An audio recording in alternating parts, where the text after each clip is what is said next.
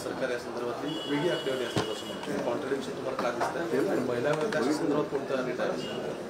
गेली 2 वर्षापासून राज्य महिला आयोगाचे अध्यक्ष या नात्याने काम करत असताना सातत्याने आम्ही ह्युमन ट्रॅफिकिंगचा विषय असेल, मिसिंग केसेस असतील आणि महिला अत्याचाराचे केसेस असेल याबाबत सर्वे करत असतो. ठरवलेल्या व्यक्तींचा विभाग यांच्याकडून दर महिन्याला त्याचा आढावा घेत असतो आणि त्याच्यासाठीच्या उपाययोजना अवलंबन करत असतो. यामध्ये ऑपरेशन मुस्कान हे राज्य महिला आयोगाने सातत्याने पाठपुरावा करून सुरू केलेलं ऑपरेशनमध्ये पोलिसांनी चांगल्या पद्धतीचा प्रतिसाद दिला आणि यामध्ये मिसिंग केसेस ज्या आहेत त्या सापडण्यासाठी मोठ्या प्रमाणात आपल्याला चांगल्या पद्धतीचा प्रतिसाद मिळालेला आहे. या सगळ्या घटना जर पाहिला तर एनसीआरबीचा अहवाल येण्यापूर्वी राज्य महिला आयोगाच्या वतीनं संपूर्ण जिल्ह्याची आकडेवारी एकत्रित करत राज्यातून मिसिंग होणाऱ्या महिला आणि त्यांचा शोध तपास करत असताना त्या काही यंत्रणेमध्ये आपल्याला त्रुटी आढळत असत तर त्यामध्ये दुरुस्त करून काय करता येईल याच्यासाठी प्रभावी अंमलबजावणी केली. यामध्ये आम्ही आता मिशन ई सुरक्षा असेल, सायबर सुरक्षा असेल, अतिशय चांगल्या पद्धतीचे हे उपक्रम संपूर्ण राज्यभरात राबवलेत. अधिवेशनाच्या काळामध्ये प्रथमच राज्य महिला आयोगाच्या वतीनं अधिवेशनामध्ये विधिमंडळामध्ये नागपूरला मिशन ई सुरक्षा हे लोकप्रतिनिधींसाठी राबवलेला उपक्रम होता आणि तोच आता आम्ही राज्यभरात घेऊन जातोय. नागपूरमध्ये उपक्रम राबवल्यानंतर आता मुंबईमध्ये घेतोय, ठाण्यामध्ये घेतोय, ज्याच्या माध्यमातून कॉलेजवरील तरुणींपर्यंत पोहोचता येईल, यंग जनरेशनपर्यंत पोहोचता येईल आणि खऱ्या अर्थाने ही सायबरची ओळख त्यांना करून देता येईल. त्याच्यामुळे मला असं वाटतं की आकडेवारी येत असताना निश्चितपणे त्याची चाचपणी झालीच पाहिजे, पण ही आकडेवारी येत असताना त्याच्यावरती उपाययोजना करणे फार गरजेचं आहे आणि त्याच्यासाठी राज्य महिला आयोग हे सातत्याने पाठपुरावा करतो. महिला धोरण आतापर्यंत येणं खरं तर अपेक्षित होतं, कारण 2013-14 शेवट चाललं होतं. यंदा असं कळतं की ट्रान्सजेंडर यांना त्यामधून वगळल्यानंतर त्यांच्यासाठी बहुजन विकासाला पूर्ण एक वेगळा विभाग असेल जो त्या ठिकाणी कार्यरत असणार आहे. पण हिवाळी अधिवेशन संपलं, 10 वर्ष झाली, आता कोविड पण संपला, महिला धोरण येणं अपेक्षित आहे. निवडणुकांच्या पूर्वी म्हणजे केंद्राने 33% आरक्षण दिलं, पण आपण एक न्यू पॉलिसी म्हणून राज्याला पुढे आलं पाहिजे. तुम्ही याचा पाठपुरावा करता. याच्यामध्ये महिला धोरण आता येतच आहे. याच्यामधील महिला धोरणामध्ये काय काय असेल हे आदरणीय दादा सातत्याने त्यांच्या भाषणामध्येही सांगतात आणि आपल्याशी चर्चा करताना सांगत असतात.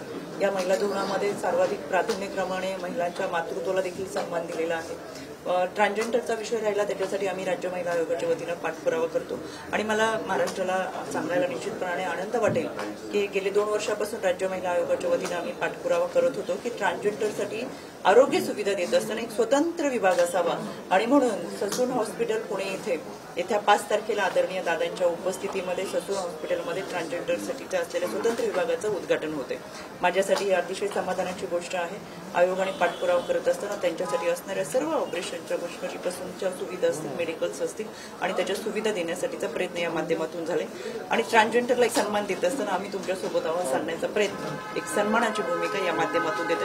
त्यांचे प्रश्न अनेक आहे याची कल्पना आम्हाला आहे, पण क्रमाक्रमाने हे प्रश्न सोडवण्यासाठी आम्ही पुढाकार घेऊ. तुम्ही काल सुप्रिया सुळे आणि अमोल कोल्हे यांच्यावरती टीका करताना बोललात की अजितदादा पवार यांचं सहकार्य होतं म्हणून हे 2 नेते जे आहेत ते खासदार झालेले आहेत, परंतु तुमच्या विरोधी पक्षाकडनं तुमचाच इतिहास काढला जातो की 2012च्या पुणे महानगरपालिकेच्या निवडणुकीत तुम्हाला मनसेच्या उमेदवारांसमोर अर्धी मतं मिळालेली होती, त्यामुळे तुम्हाला गेल्या 10 वर्षात तुमच्या पक्षाने का मोठं केलं? मी त्यावेळेस नवीन होते 2012च्या दरम्यान आणि मी निवडणुकीला उभी राहिल्यानंतर त्या इतिहास ज्यांनी काढले त्यांनी अजून थोडं पाठीमागे जाऊन अजून इतिहास काढावा.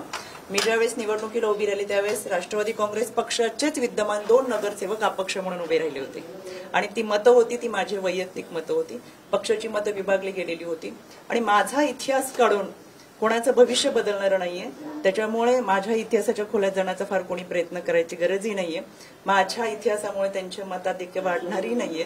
त्याच्यामुळे ज्यांनी कोणी इतिहास काढायचा प्रयत्न करतात किंवा जे त्यांच्या चेहऱ्यांना इतिहास काढायला सांगतात त्यांना माझी एक मनापासून विनंती आहे, एक मतदार म्हणूनही विनंती आहे की त्यांनी आपल्या लोकांमध्ये जाऊन कसं काम करता येईल, आपल्या भविष्याचा विचार करावा, माझ्या भूतकाळाचा विचार करायची गरज. त्याच करता दौंडची आमदारकी देखील तुम्ही लढवलेली नाही, कारण की दादांनी 2 वर्षांपूर्वीच बोलून दाखवलं की सुप्रिया सुळे यांना दौंडमधून लोकसभेकरता जे मतदान आहे ते कमी झालेलं होतं, त्यामुळे तुम्ही दौंडची हा विषय नाही, कोणी काहीतरी संदर्भ लागत नाही कुठल्या विषयाचा संदर्भ नाही, काहीतरी प्रश्न चुकतात तुम्हाला माहिती.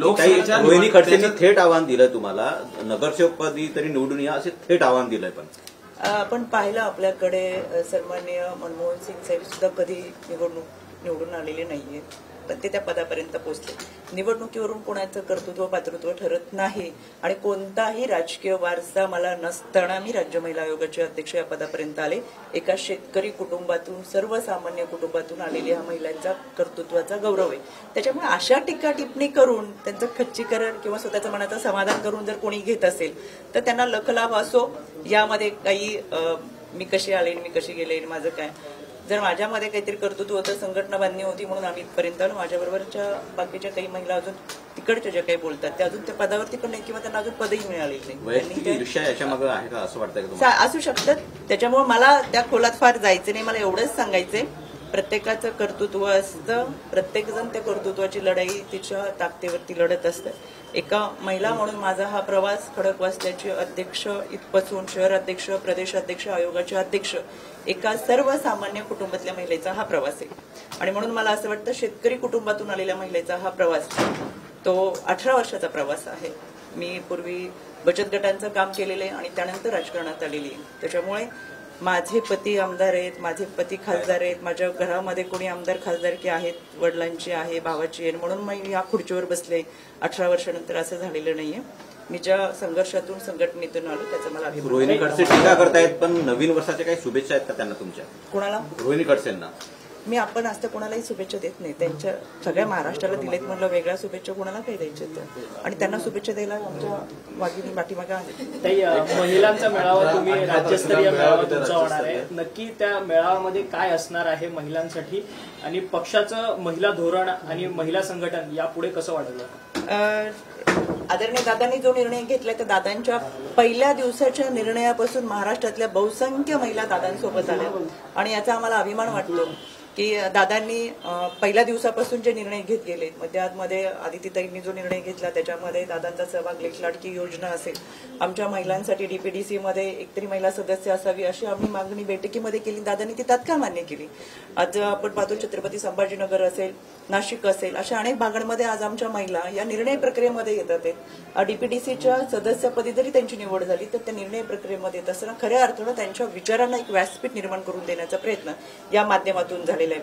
काही जणांनी त्या गाड्यांवरून आणखी विषय काढले. मला त्यांना आवर्जून सांगायचं की त्या आम्ही महिला भगिनींनी दादांकडे मागणी केली होती की ग्रामीण भाग असेल, मग तो अकोला असेल, नगर असेल, अमरावती असेल, अशा ग्रामीण भागामध्ये महिलांना लांबचा प्रवास करावा लागतो, संघटना बांधावी लागते, गोरगरिबांचे प्रश्न सोडवावे लागतात आणि या सगळ्यांसाठी काम करत असताना त्यांचा तो प्रवास चांगल्या पद्धतीचा व्हावा म्हणून आम्ही महिला भगिनींनी दादांकडे मागणी केली की दादा, या महिला भगिनी ग्रामीण भागात फिरतात, आदिवासी वाड्या वस्त्यांवरती फिरतात, तर त्यांच्यासाठी काही नियोजन करावं आणि म्हणून दादांनी ही व्यवस्था आमच्या महिला भगिनींसाठी केली.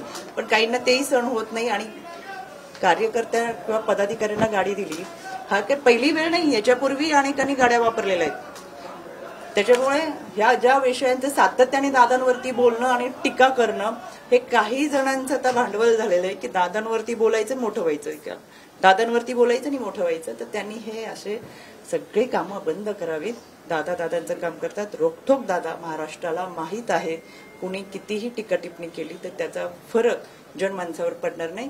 विकासाचा वादा घेऊन चालत असताना महाराष्ट्राचा विकास ज्या पद्धतीने होणार आहे ते दादा काम करतात आणि महाराष्ट्राची जनता दादांसोबत. तुम्ही अंजली दमानी यांवरती टीका करतायत, त्याच अंजली दमानी यांनी भुजबळांवरती सुद्धा त्या फर्नांडिस कुटुंबाच्या संदर्भात मला वाटतं त्याच्याबद्दल साहेबांनी व्यवस्थित स्पष्टीकरण दिले. मला त्या विषयात जायचं. कर्जतच्या अधिवेशनात दादांनी दम भरला होता सर्व सेलच्या प्रमुखांना की नियुक्त्या प्रत्येक जिल्ह्यात प्रत्येक 354 तालुक्यात कराव्यात. मात्र महिलांच्या नियुक्त्या तर आजही तर महाराष्ट्रामध्ये अनेक तालुक्यांमध्ये चुकीची माहिती तुम्हाला कोणी दिली? प्रत्येक सेलमध्ये तर आता बघितलं. तुम्हाला माझी यादी देते, माझी यादी तुम्हाला देते. आपल्या सगळ्या अध्यक्षांच्या याद्या द्या. महिला भगिनी असूनही 4 महिन्यांच्या कालावधीमध्ये सगळ्या जिल्हा, शहर अध्यक्ष, प्रदेश कार्यकारिणी यांची आमच्या नियुक्ती झाली आणि म्हणूनच आम्ही ती धमक दाखवतो. षण्मुखानंद सारख्या ठिकाणी एवढ्या मोठ्या प्रमाणात महिलांचा मेळावा आयोजित करतो. युवती अध्यक्ष देखील त्यावेळेसच घोषित केलं जाईल. हा संघटनेचा विषय आदरणीय प्रांताध्यक्ष किंवा ती सगळ्या विषयाचा. थँक्यू. देश विदेशातील प्रत्येक घडामोडींचे लाईव्ह अपडेट मिळवण्यासाठी आता साम टीव्हीच्या सर्व सोशल मीडिया प्लॅटफॉर्मला लाईक, फॉलो आणि सबस्क्राईब करा. तसंच सर्व नोटिफिकेशनसाठी बेल आयकॉन प्रेस करायला विसरू नका.